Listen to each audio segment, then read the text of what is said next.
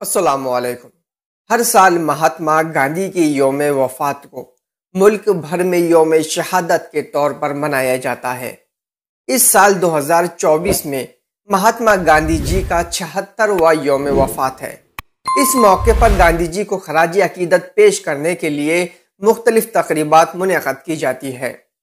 महात्मा गांधी 30 जनवरी 1948 को बिरला हाउस में अपनी फैमिली के साथ किसी तकरीब में मौजूद थे।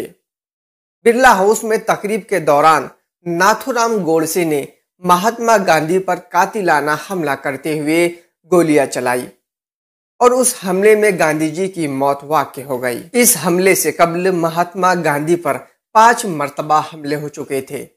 महात्मा गांधी के कत्ल के बाद गोडसे को फौरन गिरफ्तार किया गया।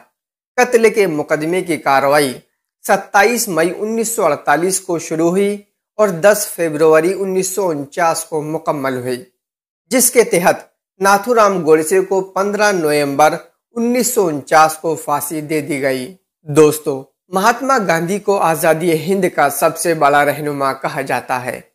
उन्होंने भारत को अंग्रेजों की गुलामी से निजात दिलाने के लिए अहिंसा यानी अदम तशद्दुद का सहारा लिया और उसमें वो पूरी तरह कामयाब भी हुए। ख्याल रहे कि जब महात्मा गांधी जी जनूबी अफ्रीका में वकालत कर रहे थे, उसी दौरान उन्होंने भारतीय अवाम के शहरी हुकूक के लिए काम करना शुरू कर दिया था। इसके लिए उन्हें जनूबी अफ्रीका में मुख्तलिफ किस्म की परेशानियों का सामना तक करना पड़ा। 1919 में वो भारत वापस आए और आज़ादी की जद्दोजहद में लग गए। इसके लिए वो इंडियन नेशनल कांग्रेस से वाबस्ता भी हो गए। महात्मा गांधी शहरियों के हुकूक के लिए मुसलसल लड़ते रहे। वो हमेशा सच बोलते थे और इसके लिए उन्होंने कसम ली थी। उन्होंने अपनी आप बीती the story of my experiments with truth में सच्चाई व हक गोई के 23 अपने तजुर्बात को बयान किया है, जिसको पढ़कर हम गांधी जी के ख्यालात और नज़रियात को समझ सकते हैं।